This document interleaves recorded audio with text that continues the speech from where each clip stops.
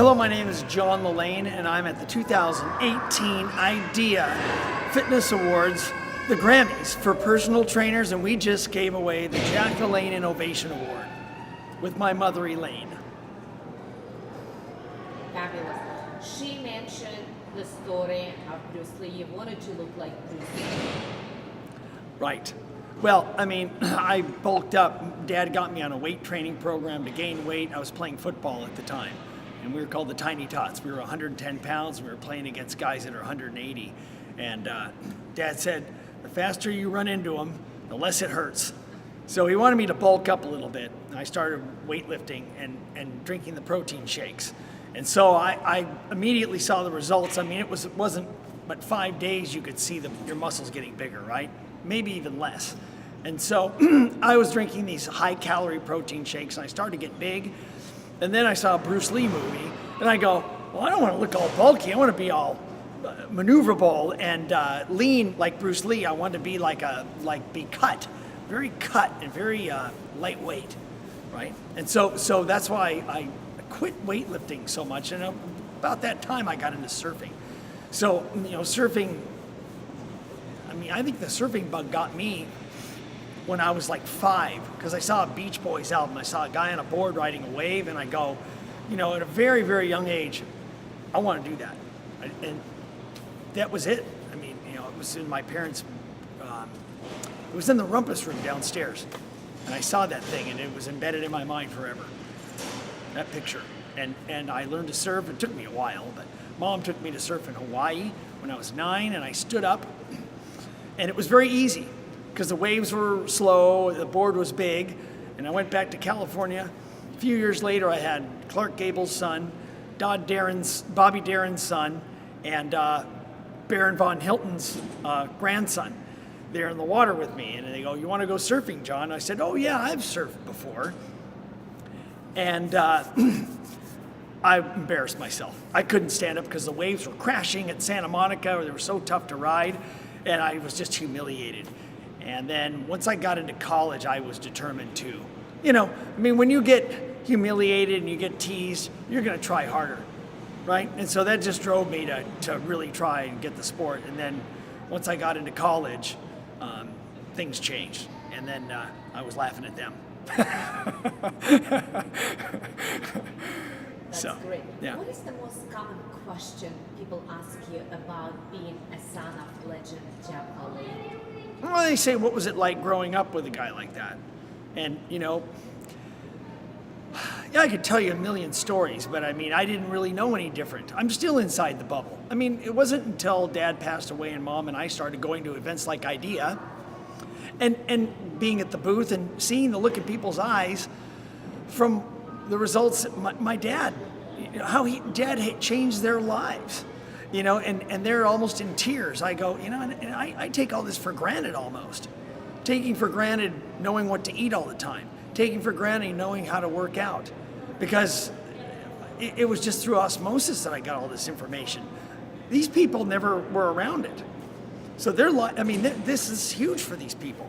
My dad impacted the world. He changed the whole country with the show.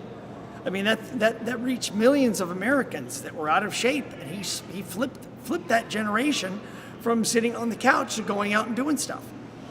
And then my generation got the benefit because we were the ones that, look at me, I'm pushing 60 and I'm still surfing. It's because of Dad, because you got to keep moving. You don't stop. Right? Elaine is still speaking as a motivational speaker, using awards, running Fit Enterprise. Yeah. What is one of the qualities, traits that you admire about your mom? Well, my mom, how traits I admire about my mom, how hardworking she is. I mean, we're kind of the same. I don't make quite as much money as she does. I did at one point, but no. Mom she's almost a workaholic, but she gets stuff done. Always moving. And that's the thing, if you snooze, you lose. I mean, I did that. I grew up watching Mom panic around the house. Oh, we got to get this done. We got to get this done. And then when I got my first job as a busboy, I got to get this done. I got to get this done, right? And I remember really wanting this job. And I think some of the traits of Mom and Dad rubbed off on me because I was fresh out of Pepperdine. I got a job as a busboy in a very nice restaurant called Alice's on the Malibu Pier. And it was the first day and all the customers left at once. And I had to get all the tables reset because there's people waiting. And I was falling apart, but I just kept going from table to table as fast as I could. And the owner walks in and he sees all these tables empty. And I'm like, oh, I'm fired. I'm fired. But I kept going and going and going and going. And so then he left. And then we have the staff meeting the next morning. And he starts the meeting going off, there's somebody in this restaurant I'd like to address. And I'm like, oh, I'm going to get chopped right in front of everybody, right? And he says, John Lelane. And he says, if all of you worked as hard as he did, right? Right? This restaurant would run a lot smoother. And here I am thinking I'm going to get fired, right? So I became the star busboy there. And everybody wanted to be like me. It was probably because I hung around Mom and Dad, getting stuff done, being better than the next guy. Just being the best you could be, I guess. That's kind of what Mom and Dad, that's what I got out of the whole thing. I mean, if you want to be anybody, you got to be the best or try to be the best all the time. I mean, I guess that's kind of old-fashioned now because the culture really doesn't respect that anymore. But these days. But back then, it meant something, right? You grew up in, as you mentioned, we talked about in Hollywood. It was the end of golden era. Yes. And you said you loved it every minute of that. Yeah. What are some best memories of your childhood back then? Like going out to the movies with my mom and dad and dressing up. People dressed up to go to the movies back then. I was always inviting my friends' parents to my parties because I respected them. I respected the older people, and I listened to what they had to say. Some of the golden eras showing up to Star Wars we opened our Christmas presents up in the Hollywood Hills, and then we went down as a family and saw the opening of Star Wars at the Grauman's Chinese Theater. Skateboarding on Hollywood Boulevard. There's so many memories. We knew our gas station guy at the 76 station by name. Nobody knows their gas station guy anymore. They fill your car up. It was just and the people that lived in Hollywood were very down to earth at that time. It was an upper middle class neighborhood. Maybe a little upper, but you know what I'm saying. And I'll never forget that. And then I moved to Malibu, which had the same feel at the time, so I'm used to growing up in a tight community where everybody knows each other. And I'm also used to the city too. Don't think that I'm, some country bumpkin, but, I really, really miss that. And there's so many memories in Hollywood. I mean, we would play in the bushes. I just went up to the Hollywood Bowl and we hopped the fence to take a picture for my latest album, and we got busted by the LAPD for hopping the fence. And I told the officer, I said, hey, I grew up playing in these hills. And she goes, well, you don't anymore. I took offense to that. I said, hey, these are our hills. These are Hollywood Hills. What is the ultimate happiness? What makes you happy? Yeah, that's a tough one. Being financially secure, I guess. I remember going to work. It's funny because I was one of the celebrity kids that worked. I had odd jobs. I was a pool man, a busboy, a waiter, a bartender. Tom Cruise's choreographer for Cocktail trained us behind the bar. He was one of our customers, and then he told us how to flip the bottles. So having financial security and working hard makes me happy, and knowing that you can go out and get things, not too much. I don't want, to own, Lear jets or anything, but just having enough money, financial security, and also being healthy and my surfing. A good day surfing is great, or a good day playing tennis, using my body.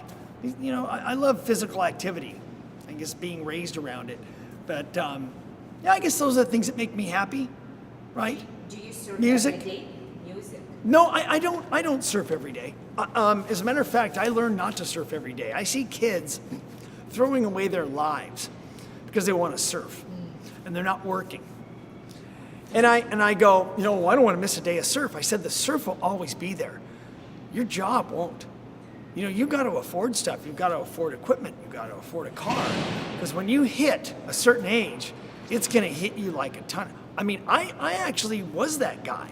I wasn't working as hard as I should have, right? And life passed me by. It wasn't, I should have owned a house at a certain age. I should have been doing all this stuff. But I put a lot of time into surfing, which I'm glad I did. But, I would tell any kid now, it's just, get a job. Then when you go and surf, it's that much more special, right? It's great to surf every day, but if you do something every single day, it gets boring. I'm sure a lot of people will concur.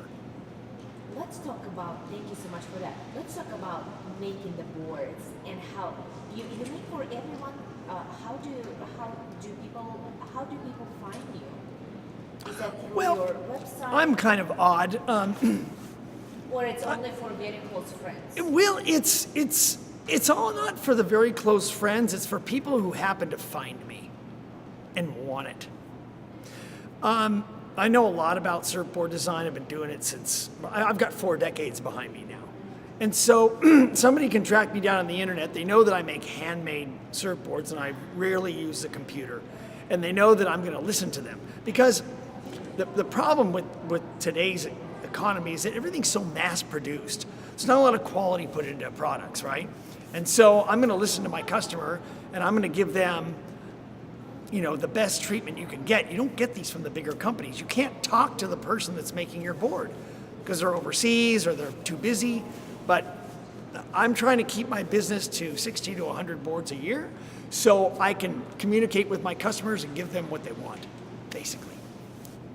Right? So what's the best way to find you? You can Google me, John Lelane Surfboards, and you can find my website, lelanesurf.com. Or Lala is my nickname, like Mom. We both have the same last name, Lala. So you can Google Lala Surfboards. And then I have an Instagram, John_Lelane.